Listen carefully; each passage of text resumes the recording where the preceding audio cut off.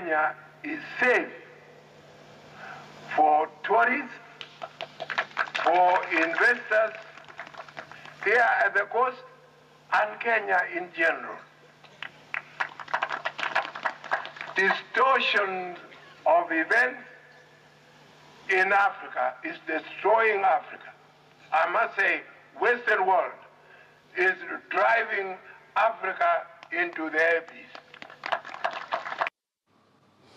Welcome back to Bottomline Africa. Let's switch the conversation now and talk matters politics and focus on the seemingly changing face of political leadership on the continent. Before we get into that discussion, Fatia Mohamed Noor is here to take us through some of the highlights of what has been happening in terms of the new faces. Fatia, good evening.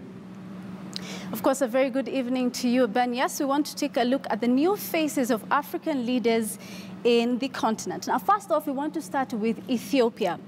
Now, we have a new Prime Minister, Abiy Ahmed, who took over from Hailemariam Desalegn, and Hailemariam resigned after political pressures, instability in the country. Now, Abiy Ahmed became the first Oromo leader to take the Prime Minister position in Ethiopia. He's also the leader of Oromo People's Democratic Organization, that is OPDO. Now, a little bit of history about Abiy Ahmed. He served in the military and, of course, rose up to ranks to the lieutenant colonel at the time. Now that's why he was chosen as the prime minister at the time. We move to South Africa.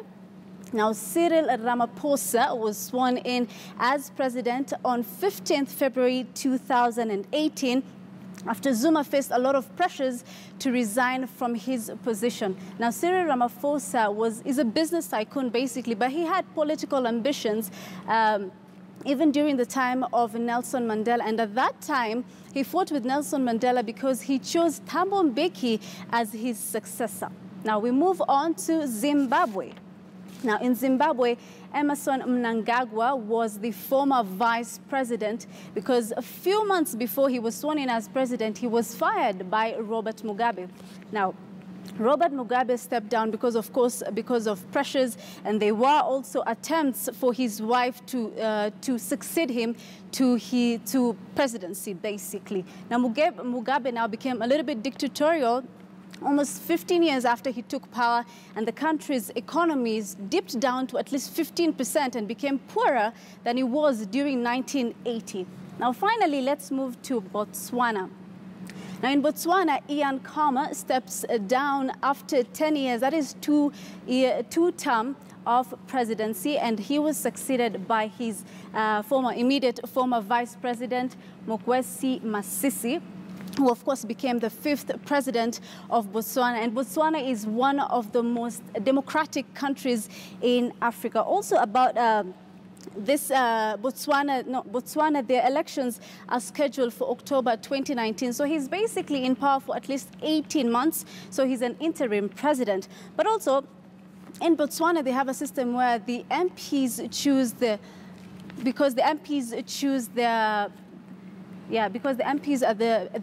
number of majority of MPs choose the president who will become definitely the next president. That's all we had for you, though, Ben.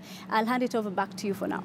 Thank you, Fatia, and we'll pick up from their presidential versus parliamentary system. Let me bring in Mark Bichache, political communications consultant, and Ebo Oyeyo, international affairs analyst. Gentlemen, thank you for joining us on the broadcast tonight. Thank you for having me. Now, let me start with you, Mark. If you look at those changes, the changes in those 4 African countries, many of them, almost all of them, came about not from a very peaceful place. Look at Robert Mugabe and Emmerson Mnangagwa. There were hostilities between the two of them. A lot of people wanted Mugabe to step down. You look at what is happening in Ethiopia. Hailemariam Desalegn accused of oppression, as well as South Africa, Jacob Zuma and Cyril Ramaphosa. Jacob Zuma, of course, facing corruption charges. Are they positive changes then, even if they were coming from not a very good place as far as those countries are concerned?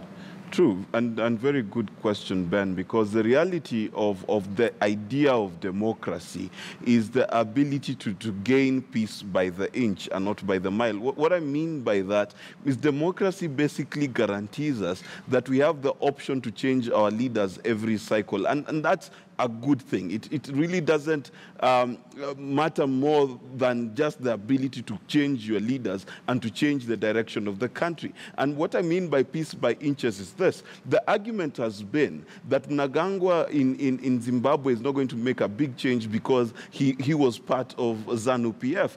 But that's not necessarily true, because one of the things that we know is true of any leadership is the personality behind the leadership changes how the institution is run. Now, what happens with time is in a society, once you begin to change leaders, whatever positive changes that happen, society tends to hold on to it and does not want to lose it. So what will happen in both Ethiopia and Zimbabwe is both of these leaders have come up on a reform agenda. And in Ethiopia, the leaders come out of what is the most popular tribe, which is the Oromo.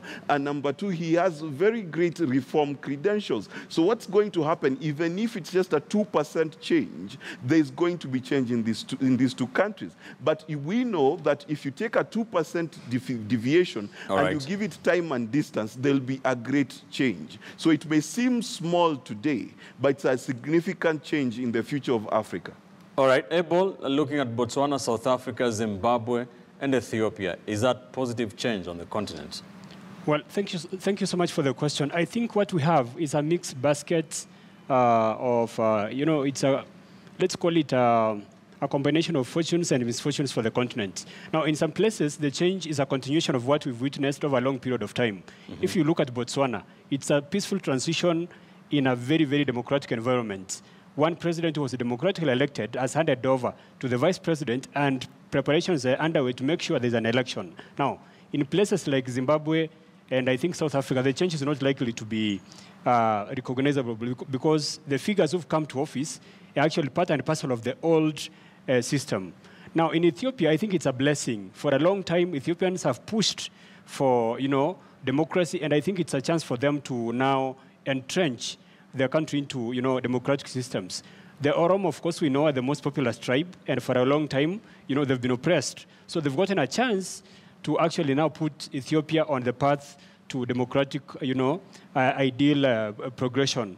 Now, something else that I think I have to point out is there has to be support for this kind of changes to be, long-lasting in some of these countries. Right. Botswana is going to be fine, and I think South Africa is going to be fine, although the changes might not be so pronounced, because Ramaphosa is part and parcel of the system we've had for a long period of time. In Zimbabwe, I'm not very hopeful, because Mnangagwa has been part of the system, and he's 75 years old. We're talking about 75 years old. So I don't think it comes with a new set of ideals which can transform Zimbabwe in a major way. Right.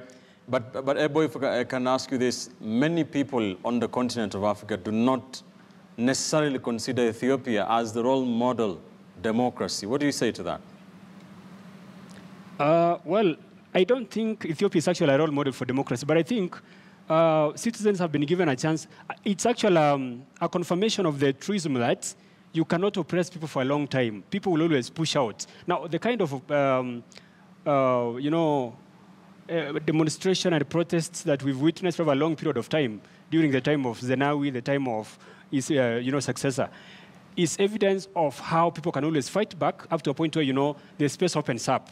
Now, they have a chance to now put their country on the path of democracy. And I think the new Prime Minister has a chance to, number one, accept to open the space for democracy to thrive, so that now Ethiopia becomes not just an economic, icon for the continent, but also a country we can learn from in terms of democracy. And I think it's a lesson for him. You cannot sit on people for long. All right, Mark, let's move this to the next level. And some of these countries have systems where it is parliament that has a say. I mean, in Ethiopia, the prime minister is the head of government, most powerful political lead, figure. The president is only ceremonial. In South Africa, it seemed very, smooth because of the parliamentary system. So what is your analysis of this? Is this the way to go, vis-a-vis what happens in a country like Kenya where we have a presidential system and, you know, the election is very noisy and messy, to borrow the words of Juan Wetangula. Which is a better system? The question you're asking is a very fundamental question to the tenets of democracy. And from the beginning of democracy, the argument was always that should we trust the population to vote directly, or should we trust the enlightened, those who have been exposed to vote for the leader?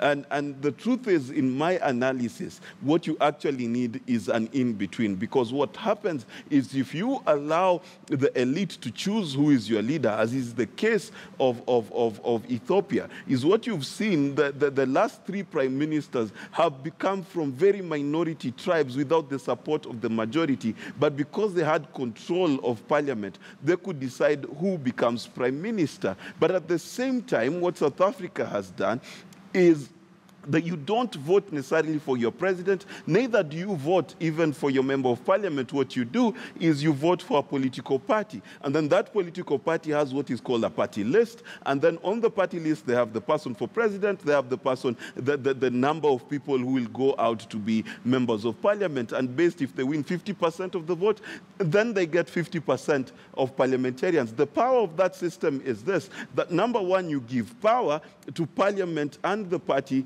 to check the executive. Right. But at the same time, you give the people the ability to practice universal suffrage.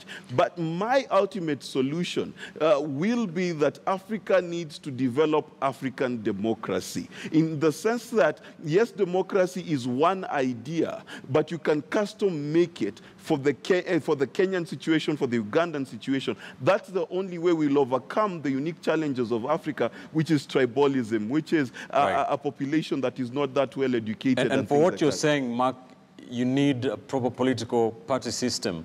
And apart from South Africa and Tanzania, how many countries have that? Well, the truth of the matter is you have countries like Ghana, which have strong political parties. Senegal is well on its way to having strong political parties. You have Namibia, which has one strong party. You've got Angola as well. So there are many African countries with strong parties. Even Uganda has a strong party with one strong leader at the top. But the issue about these political parties, and let me bring it home to a situation in Kenya.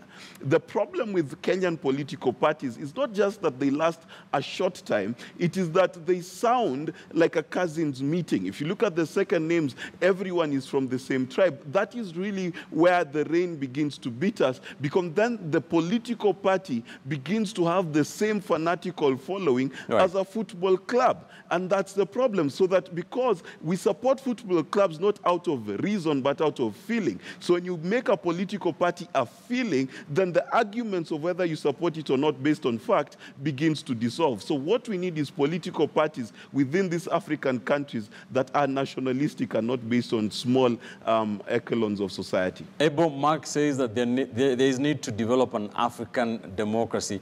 Which way, according to you, presidential or parliamentary? Well, number one, I'd like to point out very clearly that we don't have versions of democracy. Democracy is a single ideal. And the ideal of democracy is about representation by direct participation. You remember from the words of George Washington, he said, you cannot substitute direct representation, direct participation of the people with anything. That is what we call the centerpiece of democracy. People must be allowed to participate directly and elect their leaders.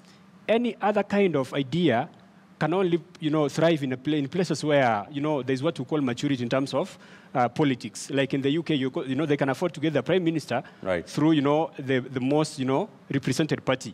But in the African context, we are not that advanced. So the best we can do is to make sure we avail the opportunity to people to actually participate directly and give us our leaders. Parliamentary systems are not yet the kind of, system we need in African countries. They don't work as well.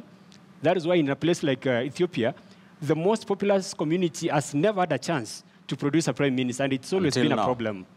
All right, for your final submissions, Abel, what is your prediction? What do you see, what has happened in these 4 African countries, sparking some sort of wave, or are they just singular occurrences? Sorry, I can't get you clearly.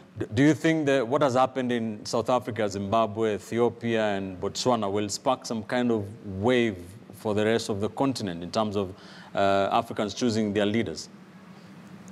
Well, I think it's likely to happen, and I think with the new, channels of communication, new media, new social media, like WhatsApp, Facebook, and all that, people able to learn very quickly. They can be able to share information. For example, you can remember what happened in the Arab Spring.